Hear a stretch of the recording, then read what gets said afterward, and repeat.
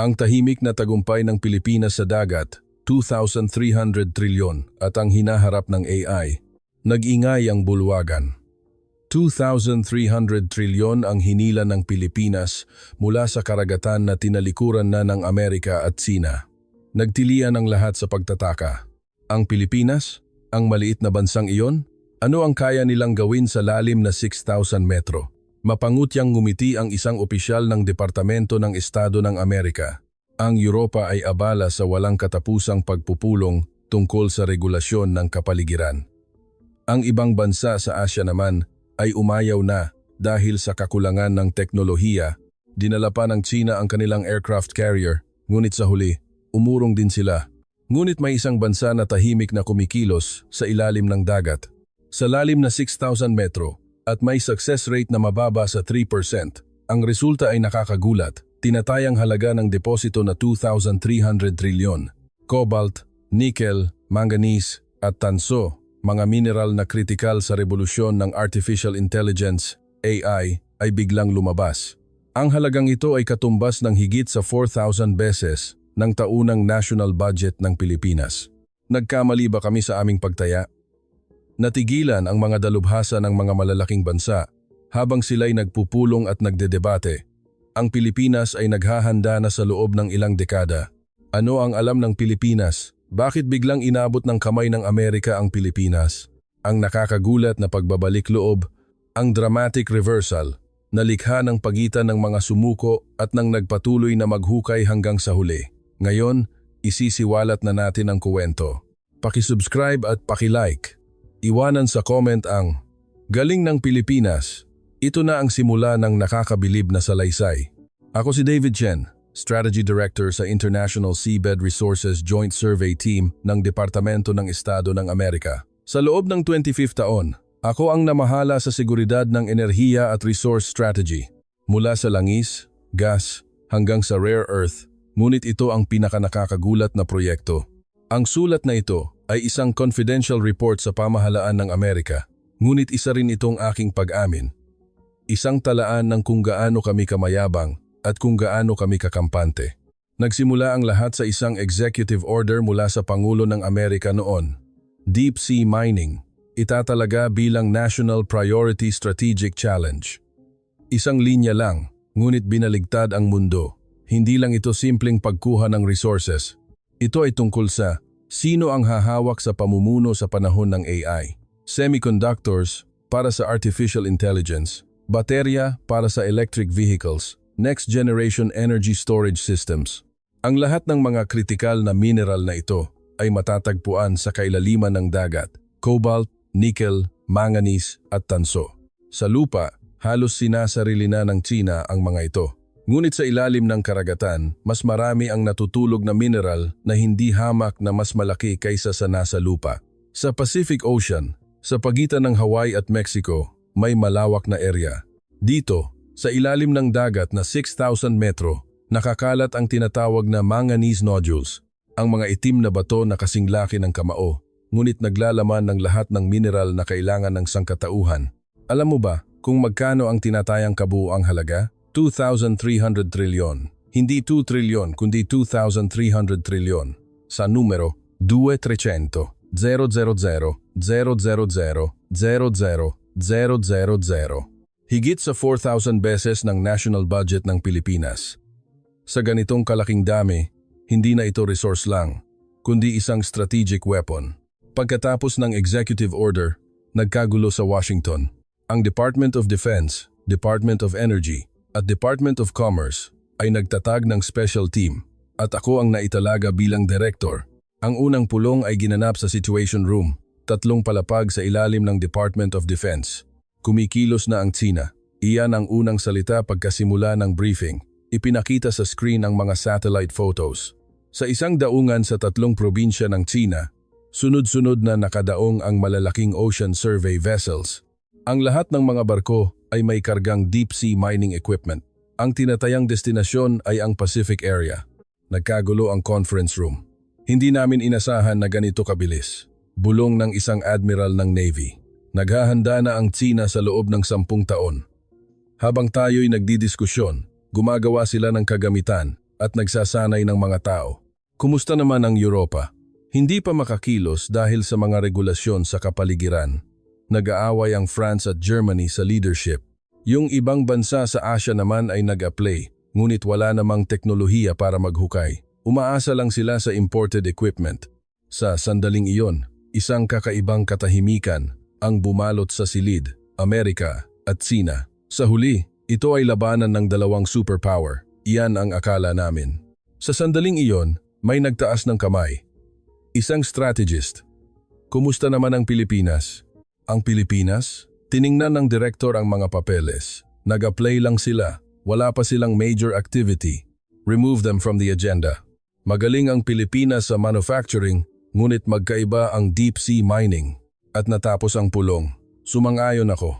Magaling ang Pilipinas. Gumagawa sila ng semiconductors at mahusay sila sa barko, lalo na sa pagpapalaki ng mga seafarer. Ngunit ibang level ito.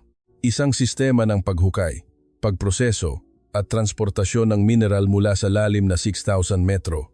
Akala ko, ito ay magagawa lang ng mga superpower tulad ng Amerika at Sina. Ito ang aming unang pagkakamali sa pagtatasa.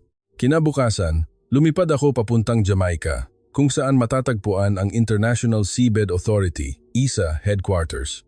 Dito, nagtipon ang mga delegasyon ng iba't ibang bansa para pag-usapan ng permits. Puno ng tensyon, ang bulwagan. Mahigit 20 katao ang delegasyon ng China. Technicians, legal team, diplomats. Puno sila ng kumpiyansa. Nagtagumpay na kami sa test mining. Malapit na kaming magsimula ng commercial production.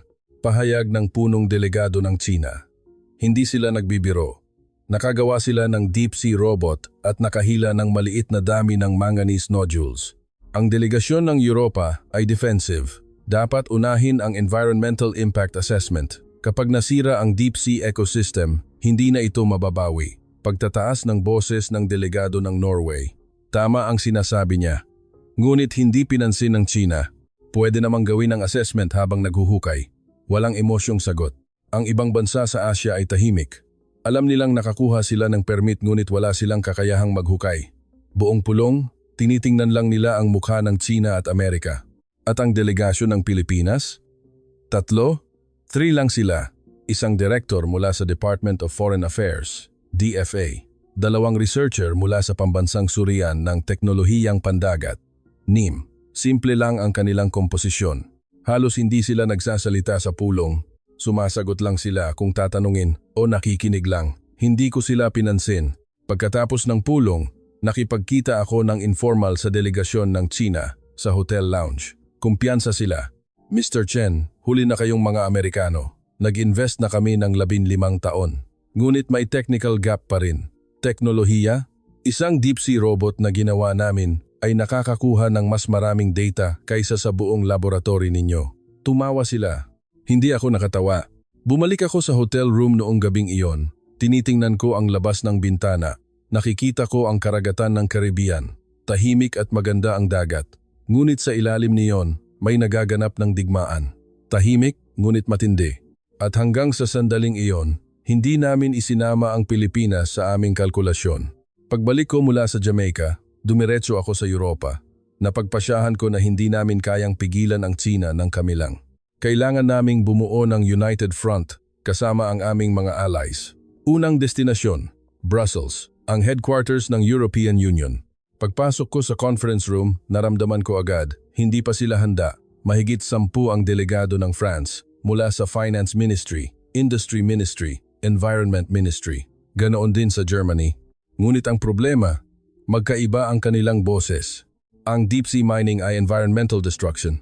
Kami ay tutol. Sabi ng delegado ng Environment Ministry ng France. Ngunit paano kung masolo ng China? Hindi ba iyon ang mas malaking sakuna? Sinuway siya ng taga-Industry Ministry ng France. Galing sila sa iisang bansa ngunit magkaiba ang paninindigan. Mas komplikado pa sa Germany. Technically kaya, sa marine equipment ng aming sikat na electric company, sapat na. Kumpiyansang sabi ng technical advisor ng Germany. Ngunit umiling ang katabi niyang economic attaché. Problema ang cost. Ang isang drilling vessel ay nagkakahalaga ng 2 trilyon. Hindi natin kayang gumawa. Kailangan nating mag-import sa Norway o sa Pilipinas. Bakit hindi na lang tayo mag-joint development? Kanino? Ayaw ibigay ng France ang leadership at tutol ang Netherlands sa environmental issues. Sa loob ng 30 minuto, deadlock na ang pulong. Nagalit ako. Puro pulong lang ang ginagawa nila. Ang China ay naglayag na, ngunit ang Europa ay nag-aaway pa rin kung sino ang mamumuno. Mr. Chen, ano ang gagawin ng Amerika? Tanong ng delegado ng Norway. Kumikilos na kami. Nag-invest kami ng 10 billion sa technology development at nakikipagtulungan kami sa mga private companies. Nakakainggit. Kami, 6 na buwan na kaming naghihintay para sa budget approval. Buntong hininga ng delegado ng Germany. Sa sandaling iyon, may nagtaas ng kamay. Tahimik. Ang delegado ng Netherlands. May proposal ako. Kung mahirap para sa atin na mag-develop ng direkta, bakit hindi tayo makipagtulungan sa bansang may teknolohiya? Bansang may teknolohiya? Amerika? Hindi. Ang Pilipinas. Biglang tumahimik ang conference room. Ang Pilipinas? Nagulat na tanong ng delegado ng France.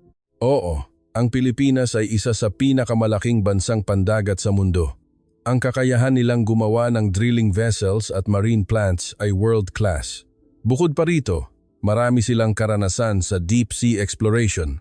In the Marne, ngunit bakit makikipagtulungan ang Pilipinas sa atin? Kalaban din natin sila. Depende sa offer natin. Narinig ko ang usapan, ngunit hindi ko masyadong pinansin. Ang Pilipinas ay pwedeng maging magandang partner, ngunit hindi sila ang main player sa larong ito. Iyan ang akala ko. Natapos ang pulong ng walang conclusion. Ang susunod na pulong ay itinakda 3 buwan mula ngayon. Habang umaalis sa Brussels, kumbinsido ako. Huli na ang Europa. Ang susunod kong destinasyon, Maynila. Ang Pilipinas ay iba. At least, mabilis silang magdesisyon. Isang emergency meeting ang ipinatawag sa Malacanang at inanyayahan ako bilang special consultant. Mr. Chen, unawain mo ang posisyon ng Pilipinas. Nakakuha na kami ng permit area sa Pasipiko na may sukat na 75,000 square kilometers. Sabi ng kalihim ng Department of Trade and Industry, DTI ng Pilipinas. Mukhang ipinagmamalaki niya ito. Kumusta naman ang plano ng paghukay? Tanong ko. Tumigas ang mukha ng kalihim. May technical difficulty po kasi. Yumuko ang technical head na nakaupo sa tabi niya. Magsasabi po ako ng totoo. Wala kaming large-scale deep-sea mining system. Mayroon kaming maliliit na test robot, ngunit imposible para sa commercial scale. Kung gayon, gumawa kayo. Ang problema ay oras. Kakailanganin namin ng at least 10 taon. Hihintayin ba tayo ng China hanggang noon? Katahimikan ang bumalot sa silid. Wala ba kayong alternative? Tanong ko ulit. Naglabas ng dokumento ang kalihim. Makikipagtulungan sa Amerika. Muli, ang Pilipinas. Ang Amerika ay may world-class deep-sea drilling vessel construction capacity. Kami ang magbibigay ng area at ang Amerika ang magbibigay ng teknolohiya at kagamitan. Paano ang hatian ng kita? Umigting ang labi ng kalihim. Iyon ay negotiable. Kahit tingnan ko, hindi pabor sa Pilipinas ang negotiation. May area lang sila, ngunit kung walang teknolohiya, hulit-huli, ang Amerika ang mamumuno. Pumayag kaya ang Pilipinas? Tanong ko. Hindi pa kami nagbibigay ng official proposal, ngunit tinanong namin sila sa informal route. Ang reaction ay, interesado, ngunit may condition. Anong condition? Hindi lang sila subcontractor. Gusto nila ng equal partnership. Humihingi rin sila ng technology transfer. Napangiti ako sa isip ko. Tipikal na diskarte ng Pilipinas. Palagi nilang tinitingnan ng isang step higher. Hindi sila makukuntento sa pagiging subcontractor. Pagkatapos ng pulong, bumalik ako sa hotel. Habang kumakain ng hapunan, nag-isip ako. Ang Europa ay puro pulong. Ang ibang bansa sa Asia ay walang teknolohiya. Kumbinsido ako na sa huli, ito ay labanan ng Amerika at Sina. Ngunit nakapagtataka. Bakit paulit-ulit na lumalabas ang usapan tungkol sa Pilipinas? Sa Brussels, sa Maynila. Binanggit sila bilang alternative, bilang partner, bilang collaborator. Ngunit hindi bilang main player. Ganoon din ang tingin ko. Ang Pilipinas ay isang mahusay na manufacturer, ngunit hindi player sa larong ito. Noong gabing iyon, dumating ang isang urgent email mula sa home country. Nagpadala ang China ng 3 karagdagang survey vessels sa Pacific area. Mas mabilis kaysa sa inaasahan. Hindi ako nakatulog. Wala ng oras. Huli na ang Europa. Walang teknolohiya ang ibang bansa sa Asia. Kailangan ng kumilos ang Amerika. Ngunit may problema rin kami. Wala kaming deep-sea drilling vessels. Sa totoo lang, mayroon, ngunit hindi sapat. Kailangan namin ng at least 10 para sa commercial scale mining, ngunit 2 lang ang mayroon kami. Kung gayon, gumawa tayo. May nag-propose. Gaano katagal? Minimum na 2 taon. Problema rin ang budget. Muling na deadlock ang pulong. Sa sandaling iyon, may strategist na maingat na nagsalita. Kung ipapagawa natin sa shipyard ng Pilipinas, kaya sa loob ng 1 taon, muli ang Pilipinas. Ganun ba kabilis ang shipyard ng Pilipinas? Pinakamabilis sa mundo. World-class din ang kalidad. At higit sa lahat, marami silang karanasan. May track record na sila ng deliver ng deep-sea drilling vessels sa Norway at Brazil. Tumango ako, imbestigahan, kumuha ng quotation at pag-aralan, at natapos ang pulong. Ngunit noong gabing iyon, may kakaiba akong naramdaman. Paulit-ulit na lumalabas ang Pilipinas. Hinahanap sila ng Europa, ng ibang bansa sa Asia, at pati ng Amerika para sa teknolohiya, para sa bilis, para sa karanasan. Ngunit ang Pilipinas mismo ay tahimik. Halos hindi sila nagsasalita sa mga pulong. Hindi sila nagpo-propose. Hindi sila nagde-demand. Nakikinig lang sila. Bakit? Hindi ko alam noon na ang Pilipinas ay naglalaro na ng ibang laro. Habang kami nagpupulong, naghahanda sila. Habang kami naghihikayatan, kumikilos sila. At kung gaano kakumpleto ang kanilang paghahanda, malalaman ko agad. Kinabukasan, isa pang email ang dumating. Pilipinas, na monitor ang large-scale exploration activity malapit sa Pacific Permit Area. Kinukumpirma ang detalye. Sa sandaling iyon napagtanto ko, wala ang Pilipinas sa conference room. Nasa dagat na sila. Pagdating ng report na kumikilos na ang Pilipinas, agad akong humingi ng satellite imagery. Pagkatapos ng 2 araw, dumating ang data mula sa Information Analysis Room ng Department of Defense. Nang makita ko ang satellite photo sa screen, napigil ko ang aking hininga. Sa gitna ng Pasipiko, malapit sa pinag-aagawang area, may 4 na malalaking survey vessels ang nakalutang. Nakaukit ng malinaw ang bandila sa hull, ang araw at 3 bituin. Kailan pa ito? Nagmamadali kong tanong. Hindi pa kumpirmado ang eksaktong timing, ngunit mukhang at least 3 buwan na silang kumikilos. 3 buwan? Ibig sabihin, habang abala kami sa walang kwentang pulong, nasa dagat na sila. Opo, hindi ako nakapagsalita. Noong inalis namin ang Pilipinas sa agenda, nasa site na sila. Doon ko naunawaan kung bakit tahimik lang sila sa conference room. Hindi na nila kailangang magsalita. Kumikilos na sila. Mayroon pa. Naglabas ng isa pang document ang information analyst, ang posisyon ng area na nakuha ng Pilipinas. Ipinakita sa screen ang map. 3 area sa Pasipiko ang ipinakita, may iba't ibang kulay. Pag-aari lahat ito ng Pilipinas? Sa mas tumpak, mga area ito na binigyan ng exploration at mining permit sa National Institute of Maritime Technology, NIMT, at gobyerno ng Pilipinas mula sa ISA. Ang kabuuang sukat ay 115,000 square kilometers. Nag-calculate ako. Ang sukat ng Pilipinas ay 300,000 square kilometers. Halos 1/4 ng teritoryo ng Pilipinas ang nakuha nilang sea territory. Alam ba ang deposit ng mga area na ito? Batay sa preliminary survey, tinatayang 740 milyong tonelada ng manganese nodules. 740 milyong tonelada? Nanginig ang boses ko kapag kinumpara ang dami ng cobalt, nickel at tanso na nasa loob niyan. Astronomikal ang numero. Magkano kung ikukumpara sa halaga ng pera? Nag-atubili muna ang analyst bago sumagot. Sa conservative estimate P2,300 trillion o higit pa. Tumahimik ang conference room. 2,300 trillion. Higit sa 4,000 beses ng national budget ng Pilipinas. Hindi lang ito tungkol sa pera. Ito ang kritikal na resource para sa industriya ng hinaharap. Electric vehicle batteries, AI semiconductors, next-generation energy storage devices. Ang lahat ng mga mineral na ito ay pwedeng mapunta sa kamay ng Pilipinas. Kailan pa ito inihanda ng Pilipinas? Tanong ko. Batay sa official record, nag-apply sila ng unang permit noong 2014. Ngunit ang substantive preparation ay mukhang nagsimula noon pa. Gaano katagal na? Hindi namin makuha ang detalye. ngunit nag-invest na ang Pilipinas sa deep sea exploration technology mula pa noong 1990s. Maraming nagsasabi noon na hindi iyon realistic. Sumandal ako sa upuan. 1990s. Noon, ang deep sea mining ay science fiction. Walang teknolohiya, walang economic feasibility. Panahon na halos walang bansa ang interesado. Ngunit ang Pilipinas ay naghahanda na mula pa noon. Ang mas nakakagulat ay ito. Nagpakita ng isa pang document ang analyst. Hindi lang area ang nakuha ng Pilipinas. Nagtayo sila ng sistema na kayang asikasuhin ang buong proseso, mula sa paghukay hanggang sa pagproseso. Ipinakita sa screen ang larawan ng isang shipyard sa Cebu. Isang malaking deep sea drilling vessel ang ginagawa. Ano yan? Sariling gawa ng Pilipinas na deep sea mining vessel. Kayang magtrabaho hanggang 7,000 metro. Ang kapasidad ng paghukay sa isang araw ay 3,000 tonelada. 3,000 tonelada? Opo. Ang test vessel na ginawa ng China ay 500 tonelada sa isang araw. 6 na beses ang layo ng barko ng Pilipinas. Nawalan ako ng salita. At ito ang Layag Sail Offshore Processing Plant. Ipinakita ang susunod na larawan. Isang offshore structure na kasing laki ng 2 football field. Ang mineral na hinukay ay agad na pinoproseso sa dagat. Tinatanggal ang impurities at dinadala sa lupa ang concentrated form.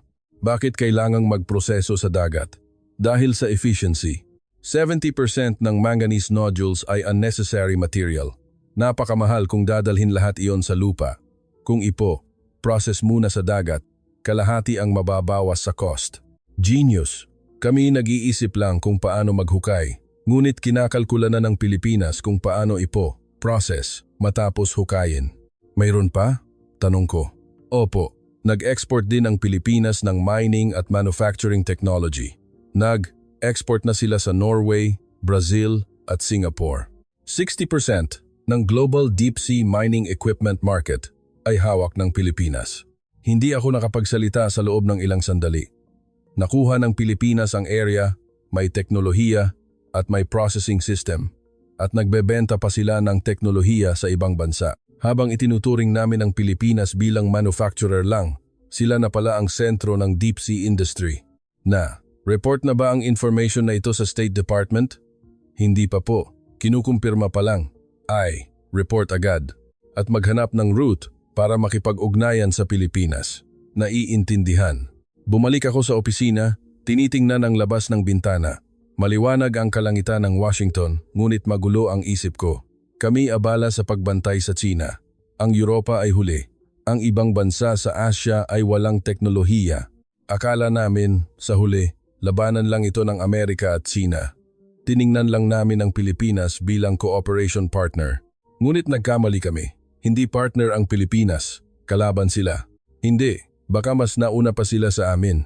Noong gabing iyon, isang emergency teleconference ang ipinatawag. Dumalo ang kalihim ng Estado, kalihim ng depensa at kalihim ng enerhiya. Hindi ko inakala na ganito na pala ang Pilipinas. Hinihingal na sabi ng kalihim ng Estado. Masyado tayong nagpakakampante. Tumango ang kalihim ng enerhiya. Ang problema ay oras. May 3 area na ang Pilipinas. Hindi pa tayo nakakapagsimula kahit isa. Kumusta ang China? Tanong ng kalihim ng depensa. Ganoon din. Marami silang area, ngunit hindi kasing galing ng Pilipinas ang actual mining capacity. Bumigat ang katahimikan sa conference room. Kung gayon, ano ang ating option? Tumingin sa akin ang kalihim ng Estado. 2. Una, pilitin ang sarili nating development, ngunit kakailanganin natin ng at least 5 taon. 2, makipagtulungan sa Pilipinas. Anong klase ng cooperation? Technology partnership, joint development, equity investment, at iba pa. Ngunit ang mahalaga, pumayag kaya ang Pilipinas? Bakit sila tatanggi? Kapag nakipagtulungan sila sa Amerika, makikinabang din sila. May object. Umiling ako. Hindi ganoon kadali. Kaya na ng Pilipinas nang walang tayo. Tayo ang nangangailangan sa kanila. Hindi sila ang nangangailangan sa atin. Muling tumahimik ang conference room. Bago ito sa amin. Ang sitwasyon na humihingi ng tulong ang Amerika sa ibang bansa. Makipag-ugnayan kayo sa Pilipinas. Informally, hanapin ang kanilang intention. Utos ng kalihim ng Estado, naiintindihan. Sumagot ako, ngunit hindi ako kumbinsido. Tatanggapin kaya ng Pilipinas ang aming proposal? Mayroon na silang lahat. Area, teknolohiya, sistema. Ano pa ang maibibigay namin? Pagkatapos ng ilang araw, naganap ang informal meeting sa pamamagitan ng Embahada ng Pilipinas sa Hotel Lounge sa Washington, D.C. Mula sa Pilipinas, dumating ang isang opisyal ng DFA at isang researcher ng NIMT. Isang karangalan na makilala kayo. Iniabot ko ang kamay ko. Kami rin po. Formal ang sagot, ngunit kalmado ang kanilang ekspresyon. Walang bakas ng tensyon. Umupo kami. Magsasalita ako ng direkta. Nais ng Amerika na makipagtulungan sa Pilipinas sa Deep Sea Resource Development. Sinimulan ko. Anong klase ng cooperation ang nais ninyo? Tanong ng representante ng Pilipinas. Technology Partnership, Joint Exploration. Kung kinakailangan, pwedeng consider ang equity investment. Ang specific terms? Pag-uusapan niyon sa negotiation table. Ang mahalaga ay ang mutual benefit. Sandaling nag-isip ang representante ng Pilipinas at tahimik na nagsalita. Salamat. Ngunit mayroon na kaming plano. Plano? Opo. Itutuloy namin ang aming proyekto ng kami lang. Ngunit kung makikipagtulungan kayo sa Amerika, mas mabilis at mas ligtas, hindi ba? Sinubukan kong hikayatin. Ngunit ngumiti lang siya. Mr. Chen, handa na kami. Mayroon kaming teknolohiya, kagamitan at tao. Sa totoo lang, ang kailangan lang namin ngayon ay oras. Nawalan ako ng salita sa kanyang pahayag. Hindi tumanggi ang Pilipinas. Sinabi lang nila na hindi na nila kami kailangan. Habang kami nagpupulong, nakuha na ng Pilipinas ang karagatan ng mundo. Habang kami debate tungkol sa budget, naglayag na sila. Habang kami nag-aalala sa environmental issues, natapos na nila ang processing system. At ngayon, sinabi ng Pilipinas, handa na kami? Awa. Pagkatapos ng meeting sa Pilipinas, agad akong nag-report sa home country. Marangal na tinanggihan ng Pilipinas ang ating proposal. Mukhang itutuloy nila ang sarili nilang route. Narinig ko ang buntong hininga ng kalihim ng estado sa kabilang linya. Inaasahan ko na iyan. Mayroon na ang Pilipinas ng lahat. Kung gayon, ano ang gagawin natin? Magpatuloy sa pakikipag-ugnayan. Darating ang sandali na kailangan nila ng cooperation. Hindi ako kumbinsido, ngunit sinunod ko ang utos. Ngunit biglang nagbago ang sitwasyon. Pagkatapos ng 2 araw, may breaking news mula sa Silicon Valley. Isang sikat na AI development company ang nag-announce ng kanilang next generation AI model. Ang computing power ay 100 beses ng existing model. Ngunit may problema. Napakalaki ng power consumption. Ang isang data center ay gumagamit ng kuryente na katumbas ng isang maliit na bayan. Paliwanag ng engineer sa technical briefing. Kung gayon, ang battery technology ang susi. Opo, kailangan ng high-efficiency energy storage system. Ngunit para magawa iyon, kailangan ng mineral, ang cobalt, nickel at lithium ang kritikal. Ngunit ang kasalukuyang supply chain ay hawak ng Tsina. Bumigat ang kapaligiran ng conference room. Nagsimula na ang AI revolution. Ang mga malalaking IT companies ay nagde-develop ng AI models. Ngunit ang problema ay hawak ng Tsina ang mineral na basehan ng lahat ng iyon. Wala bang alternative? May nagtanong. Deep sea mining. Kung makakakuha tayo ng mineral doon, malaki ang mababawas sa pag-asa natin sa Tsina. Kung gayon, kailangan nating magmadali. Ngunit malamig ang realidad. Ang deep sea mining project ng Amerika ay nasa initial stage pa lang. Kakailanganin ng at least 3 taon para sa full-scale production. Sa gitna nito, nagsimula kaming makarinig ng iba pang balita. Nagsimula na ang Pilipinas ng test mining sa Pasipiko. Haidamay. Isang sikat na kumpanya ng Germany ang lumagda sa supply contract ng marine equipment sa Pilipinas. Ang state-owned oil company ng Norway ay order ng 4 na karagdagang deep-sea drilling vessels sa shipyard ng Pilipinas. Kumikilos ang Pilipinas. Mabilis. Pagkatapos ng 1 linggo, mas nakakagulat na balita ang dumating. Nagtagumpay ang Pilipinas sa 24-hour operation ng offshore processing plant.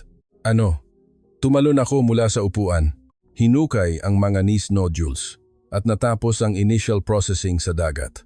Nag-produce sila ng concentrated mineral na may purity na higit sa 95%. Sa loob lang ng ilang linggo. Opo, mukhang natapos na nila ang sistema noon pa. Nawalan ako ng salita. Habang pinag-aaralan namin ang environmental impact report, naghuhukay na ang Pilipinas. Habang naghihintay kami ng budget approval, tapos na nila ang processing. Iba ang bilis. Doon ko napagtanto. Hindi ito resource competition. Ito ay labanan. Sa oras. Hindi maghihintay ang panahon ng AI. Kung sino ang unang makakuha ng mineral, siya ang hahawak sa leadership ng industriya. At ngayon, ang pinakamabilis na bansa ay ang Pilipinas. Magpatawag ng emergency meeting. Utos ko sa secretary. Pagkatapos ng 2 araw, ginanap ang National Security Council sa Situation Room ng White House. Ang National Security Advisor mismo ang nagpatawag. Iro-report ko ang kasalukuyang sitwasyon. Binuksan ng information analyst ang screen. Naglagay ang China ng 7 survey vessels sa Pasipiko, ngunit limitado ang actual mining capacity. Ang Europa ay nagpupulong pa rin. Walang progress dahil sa away ng France at Germany. Ang ibang bansa sa Asia ay may area, ngunit walang teknolohiya at nakikipag-ugnayan sa Pilipinas. Kung gayon, ang Pilipinas ang pinakanauna? Tanong ng National Security Advisor. Opo, ang Pilipinas ang tanging bansa na kayang gawin ang buong proseso. Paghukay, pagproseso at transportasyon. Katahimikan ang bumalot sa conference room. Ang problema ay ito. Naglabas ng bagong document ang Energy Secretary. Sumabog ang paglago ng AI industry at mabilis na tumataas ang pangangailangan ng mineral. Batay sa kasalukuyang supply chain, inaasahan na magkakaroon ng supply shortage sa loob ng 2 taon. 2 taon? Opo. Kung hindi tayo makakakuha ng bagong supply source hanggang noon, hindi maiiwasan na maapektuhan ang mga AI companies ng Amerika. Import na lang sa China? May nagtanong, ngunit umiling ang kalihim. Abala na ang China sa supply sa sarili nilang AI companies. At inuri nila ito bilang strategic material at limit ang export. Tumingin sa akin ang National Security Advisor. Mr. Chen, ano ang possibility ng renegotiation sa Pilipinas? Sa totoo lang, mahirap. Kaya na ng Pilipinas nang wala tayo. Kung gayon, ano ang maibibigay natin? Nag-isip ako sandali. Seguridad. Tama, seguridad. Ang mining vessel at plant ng Pilipinas ay nasa high seas. Kailangan nila ng proteksyon, lalo na kung magiging banta ang China, kailangan ang suporta ng US Navy. Tumango ang National Security Advisor. Interesante, magpatuloy. Bilang kapalit ng security support sa Pilipinas, kukuha tayo ng priority right sa mineral supply, isang mutually beneficial structure. Magaling. Sa direksyong iyan, makipag-ugnayan ulit. Natapos ang pulong. Muli akong nakipag-ugnayan sa Pilipinas. Iba ang reaksyon ngayon. Kung security cooperation, pwedeng pag-aralan. Maingat na sabi ng representante ng Pilipinas. Anong specific form? Poprotektahan ng US Navy ang mining operation ng Pilipinas. At ang Pilipinas naman ay magbibigay sa Amerika ng priority right sa mineral supply. Negotiable ang ratio. Ngunit magbibigay kami ng reasonable terms. Sandaling tumahimik ang Pilipinas bago sumagot. Iro, report namin sa home country at sasagutin namin kayo. Pagkatapos ng 1 linggo, dumating ang sagot. Prinsipyo, sumasang-ayon kami. Pag-usapan natin ang detalye. Nakahinga ako ng maluwag. Sa wakas, may breakthrough na. Nagpatuloy ang matinding negotiation, pabalik-balik sa Washington at Maynila. Malinaw ang Pilipinas. Hindi kami subcontractor. Nais namin ng equal partnership. Syempre. Ayaw din namin ng technology dependence. Kami ang mamamahala sa aming teknolohiya. Naiintindihan. At kami ang magdedesisyon sa mineral supply ratio. May right kaming mag-adjust depende sa market situation. Hindi madali ang negotiation. Hindi sila nagpapatalo. Alam nilang nasa advantageous position sila, ngunit wala kaming choice. Pagkatapos ng 1 buwan, nilagdaan ng 2 bansa ang Strategic Seabed Resources Cooperation Agreement. Ang kritikal na nilalaman ay ang mga sumusunod. Poprotektahan ng US Navy ang deep sea mining operation ng Pilipinas. Magsusupply ang Pilipinas sa Amerika ng 40% ng annual production ng may priority. Ang technology cooperation ay mutual at reciprocal. Pagka-announce, nagkagulo ang industriya. Inabot ng Amerika ang Pilipinas. Strategic partnership para pigilan ang China. Nakuha ng USPH Alliance ang key sa mineral competition ng AI age. Ganoon ang report ng media, ngunit alam ko, hindi ito alliance, kundi pangangailangan, necessity. Kami ang nangailangan sa Pilipinas. Pagkatapos ng signing ceremony, lumapit sa akin ang punong delegado ng Pilipinas. Mr. Chen, mukhang magiging maganda ang cooperation natin. Sana. Habang nakikipagkamay, tinanong ko siya, pwede bang magtanong ng isa lang? Kailan pa naghahanda ang Pilipinas ng ganito? Ngumiti siya sandali bago sumagot. Lagi kaming naghahanda, hindi lang napansin ng mundo. Hindi ako nakasagot.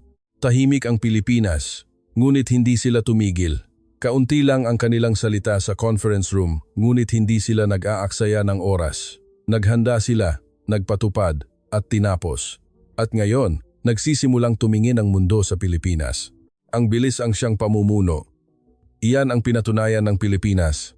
Pagkatapos ng agreement, mabilis na kumilos ang sitwasyon. Tinaasan ng Pilipinas ang bilis ng paghukay at pinalakas ng Amerika ang 7th Fleet sa Pasipiko. Ngunit ang problema ay ang China. Hindi sila tatahimik.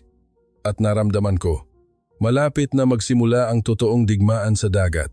Isang linggo pagkatapos ng USPH agreement, biglang nagbago ang sitwasyon. Kumikilos ang Chinese Navy. Dumating ang emergency call mula sa Department of Defense. Agad akong pumunta sa situation room.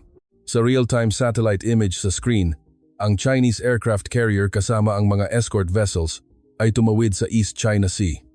Saan ang destinasyon? Tanong ko. Tinatayang ang Pacific Area. Ang area kung saan trabaho ang mining vessel ng Pilipinas. Batay sa kasalukuyang bilis, makakarating sila sa loob ng 3 araw.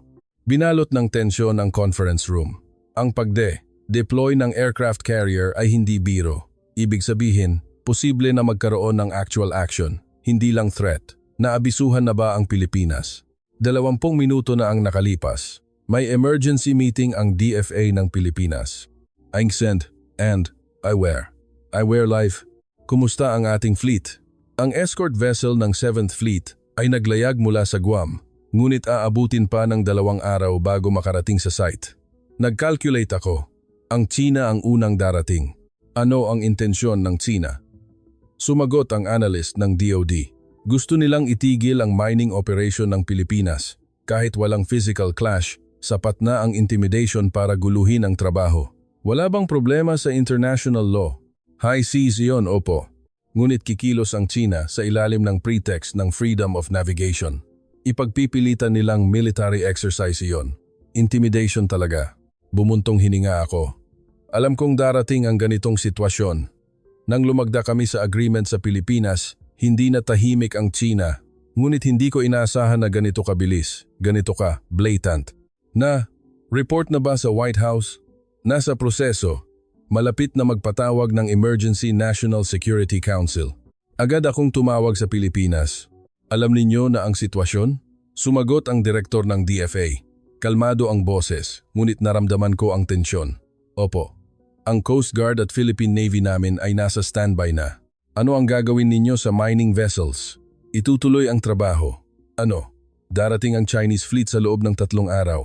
Kaya po, matatag ang boses ng direktor. Hindi, para sa safety lang. Mr. Chen, kung aatras kami ngayon, hindi na kami makakabalik. Iyon ang gusto ng China. Hindi ako nakapagsalita. Tama siya. Kung aatras ang Pilipinas ngayon, iisipin ng China na sila ang nanalo. At patuloy silang magbibigay ng pressure sa hinaharap. Hindi lang ito mining operation, kundi labanan na magdedesisyon sa kaayusan ng susunod na dekada. Naiintindihan. Ipadadala ng Navy namin ang fleet sa lalong madaling panahon. Salamat. Ngunit handa rin kami. Pinutol ko ang tawag. Komplikado ang naramdaman ko. Hindi aatras ang Pilipinas. Napakalaki na ng investment nila. Dekadang paghahanda, trilyong piso, at ang hinaharap ng bansa ang nakataya.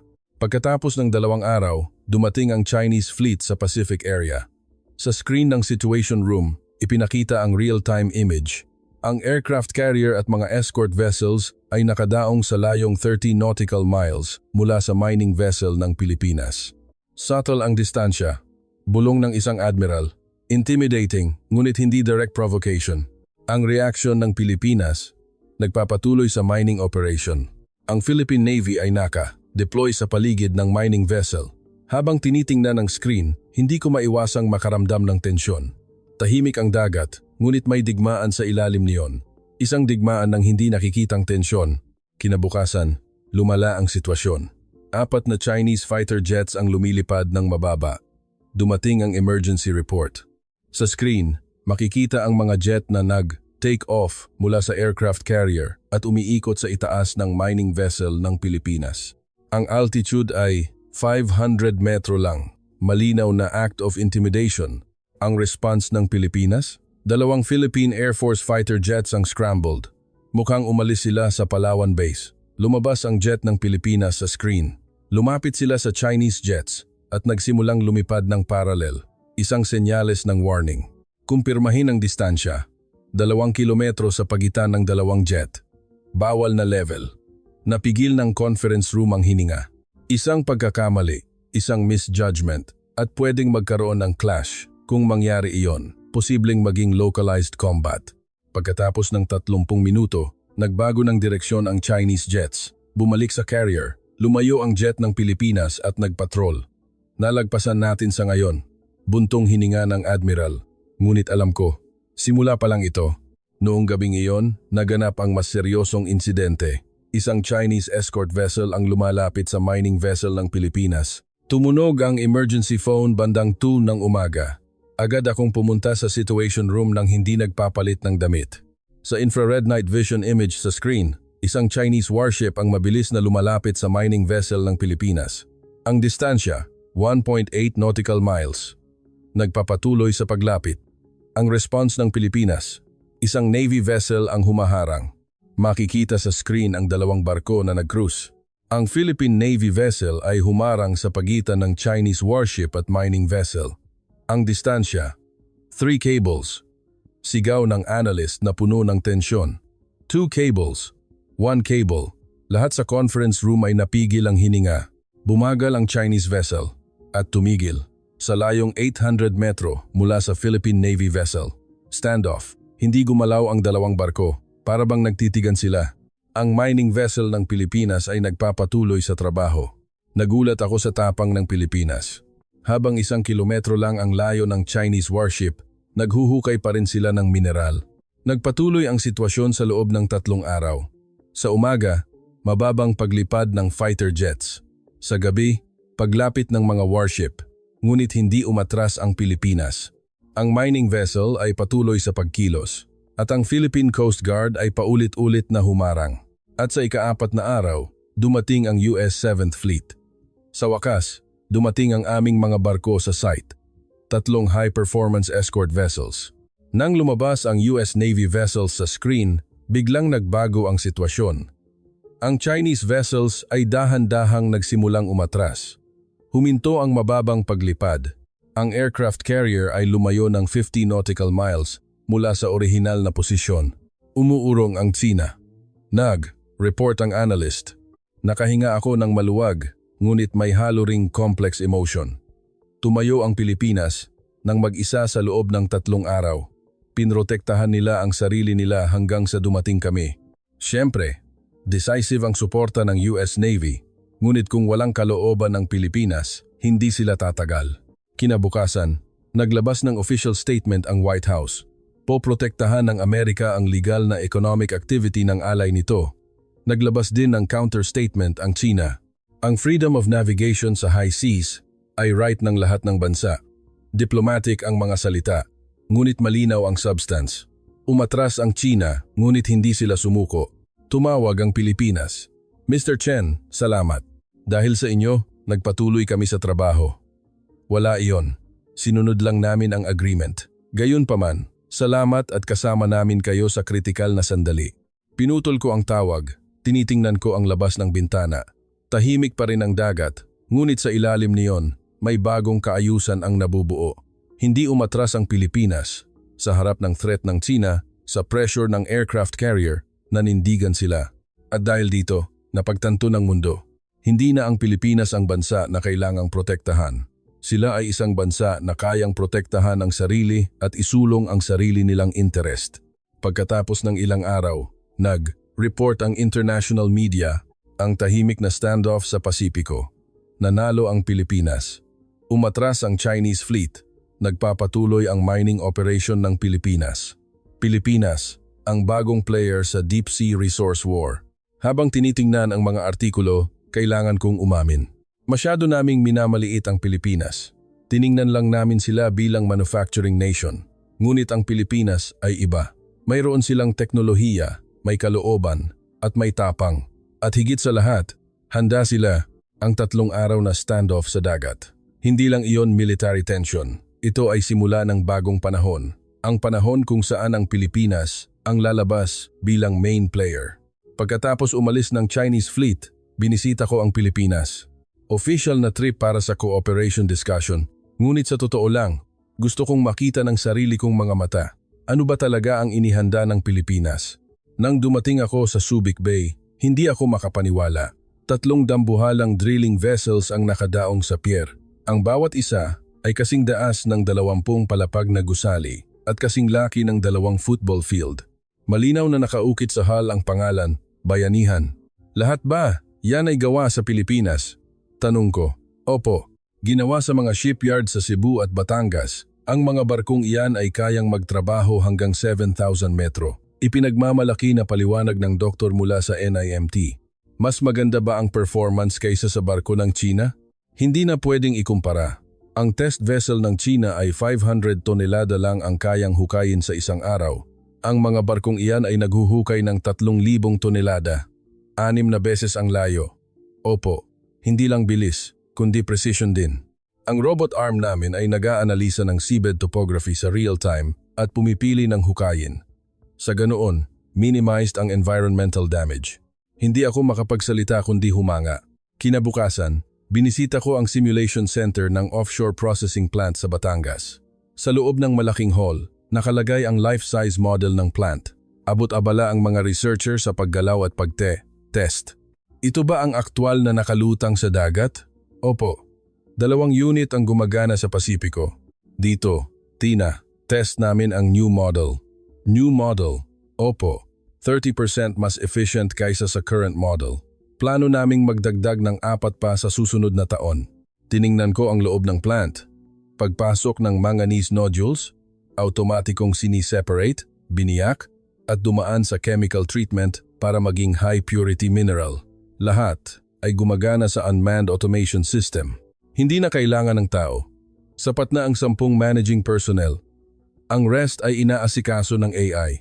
Napakahusay. Ito ang lakas ng Pilipinas. Resulta ito ng pagsasanib ng shipbuilding, IT, at semiconductor technology. Kumpiyansang sabi ng researcher. Doon ko naunawaan kung bakit ganito kabilis ang Pilipinas. Hindi lang sila nagde-develop ng isang teknolohiya. Pinagsama-sama nila ang iba't ibang field ng teknolohiya. Gumawa ng barko gamit ang world-class shipbuilding technology, nagtayo ng automation system gamit ang IT technology, at nagbigay ng precise control gamit ang semiconductor technology. Ang lahat ng ito ay posible sa loob ng isang bansa. Pagbalik ko sa Maynila, nagpulong kami ng mga opisyal ng gobyerno. Magsasalita ako ng totoo, minamaliit namin ang Pilipinas. Ako ang unang umamin. Salamat at naunawaan ninyo kahit huli. Ngumiti ang representante ng Pilipinas. May isang tanong ako, kailan pa naghahanda ang Pilipinas ng ganito ka systematic? Mula pa po noong mid-1990s. Nang panahong iyon, wala pang interesado sa deep sea mining. Tama po, ngunit tiningnan namin ang hinaharap. Balang araw, mauubos ang resource sa lupa. Kailangan naming maghanda para doon. Tiningnan namin ang 30 taon sa hinaharap. Nawalan ako ng salita. Ang Amerika ay may lakas, ngunit complacent. Ang China ay may resource, ngunit kulang sa teknolohiya. Ang Europa ay may teknolohiya, ngunit huli sa pagdedesisyon. Ang ibang bansa sa Asia ay may plano, ngunit mahina ang execution. Ngunit ang Pilipinas ay iba, tahimik, ngunit tuloy-tuloy silang naghanda. Nagde-develop habang ang iba ay nagpupulong. Nag-experiment habang ang iba ay nagde-debate. Nagpapatupad habang ang iba ay nag-aalinlangan. Ano ang susunod na plano? Tanong ko. Paparamiin namin ang mining scale ng 5 beses sa loob ng 5 taon. 5 beses? Opo. Kung mangyari iyon, kaya naming mag-produce ng 25 milyong tonelada annually. Sapat na volume para i-cover ang 40% ng global demand. Well, after mana. Kung gayon, Ang Pilipinas ang epektibong mamamahala sa market? Hindi control, kundi magiging stable supplier. Hindi kami naghahanap ng monopoly. Fair trade lang ang gusto namin. Natapos ang pulong. Bumalik ako sa hotel. Mula sa bintana, nakikita ko ang Manila skyline sa gabi. Ang kumikinang na ilaw, ang tuloy-tuloy na pagkilos ng syudad. Naramdaman ko ang enerhiya ng bansang ito. Binuksan ko ang laptop at nagsimulang magsulat ng final report para sa home country. Memo, Philippine Trip Report. Minamaliit namin ang Pilipinas. Tumigil ang daliri ko sa keyboard. Paano ako magsisimula? Ano ang uunahin kong sabihin? Bumuntong hininga ako at nagsimulang mag-type. Ang report na ito ay naglalaman ng Assessment sa Deep Sea Resource Development Capacity ng Pilipinas. Sa konklusyon, nagkaroon kami ng seryosong misjudgment. Kinuha lang namin ang Pilipinas bilang manufacturing at technology cooperation partner, ngunit iba ang realidad. Ang Pilipinas ay ang sentro na ng deep sea resource industry. Ang kakayahan na hawak nila ay ang mga sumusunod: world-class na deep sea drilling vessel construction capacity, fully automated mining system, offshore processing plant technology, isang sistema na kayang patakbuhin ang buong proseso. Ang mas mahalaga, naghahanda na ang Pilipinas sa loob ng 30 taon para sa lahat ng ito. Nagpapatupad sila habang kami nagpupulong. Tinatapos nila habang kami nag-aalinlangan. Sa standoff sa Tsina sa Pasipiko, hindi umatras ang Pilipinas. Mayroon silang kalooban at kakayahan na protektahan ang sarili nilang right. Sa kasalukuyan, kaya ng Pilipinas na maghukay ng 5 milyong tonelada ng deep sea mineral annually at plano nilang palakihin ito sa 25 milyong tonelada sa loob ng 5 taon. Katumbas ito ng 40% ng global demand. Conclusion: ang Pilipinas ay ang kritikal na bansa na sa deep sea resource industry. Kailangan nating tanggapin ang katotohanan na ito at palakasin ang cooperation bilang equal partner. Ang pag-underestimate sa Pilipinas ay aming pagkakamali. Ngayon, kailangan naming aminin ang pagkakamaling iyon at bumuo ng bagong relasyon. Ang Pilipinas ay hindi ang bansang naghuhukay lang ng resource. Sila ang bansang nagtatayo ng kaayusan. Tumigil ako sa type at sumandal sa upuan. Malaki ang magiging epekto ng report na ito kapag dumating sa Washington. May mga hindi makakatanggap. Ngunit ito ang realidad. Kinabukasan, habang patungo sa airport, huling tiningnan ko ang Ilog Pasig. Tahimik na umaagos ang tubig. Tulad ng ginawa nito sa loob ng daan-daang taon, ganoon din ang Pilipinas. Tahimik, ngunit tuloy-tuloy na umagos. Bumangon mula sa ruins ng digmaan, lumampas sa kahirapan, develop ng teknolohiya at tumayo sa entablado ng mundo. At ngayon, sinasakop na nila ang karagatan. Umalis ang eroplano. Tiningnan ko ang labas ng bintana. Paliit ng paliit ang Maynila, ngunit palaki ng palaki ang influence nito. Pagdating sa Washington, ipinamahagi ang report ko sa buong State Department. Ganoon ang reaction tulad ng inaasahan. Totoo ba ito? Ganito na pala ang Pilipinas. Masyado tayong nagpakakampante. Pagkatapos ng 1 linggo, ginanap ang presidential meeting sa White House. Dumalo ako. Nabasa ninyo na ang report ni Mr. Chen. Ang Pilipinas ay mas nauna kaysa sa inaasahan. Sinimulan ng Pangulo. Ano ang ating posisyon? Sumagot ang kalihim ng Estado. Kailangang palakasin ang cooperation. Kailangang magpatuloy sa partnership, hindi competition. Ang Tsina? Sa huli, makikipagtulungan din ang Tsina sa Pilipinas. Napakalaki ng technological gap. Kung gayon, ang Pilipinas ang magiging de facto broker. Opo, sa deep sea resource sector. Tumahimik ang conference room. Ito ay isang historical moment. Ang Amerika ay umaamin sa leadership ng ibang bansa sa isang specific industry. Ngunit wala ng choice. Masyado nang nauna ang Pilipinas at kailangan namin sila. Pagkatapos ng 3 buwan, ginanap ang signing ceremony ng International Deep Sea Resource Management Accord sa United Nations Headquarters. Lumahok ang Amerika, Tsina, Pilipinas at European Union.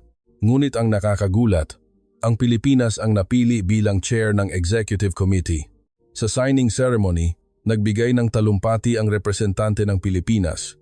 Ang deep sea resources ay common heritage ng sangkatauhan. Kailangan nating develop ito ng may pananagutan, ipamahagi ng fair, at gamitin habang pinoprotektahan ang kapaligiran.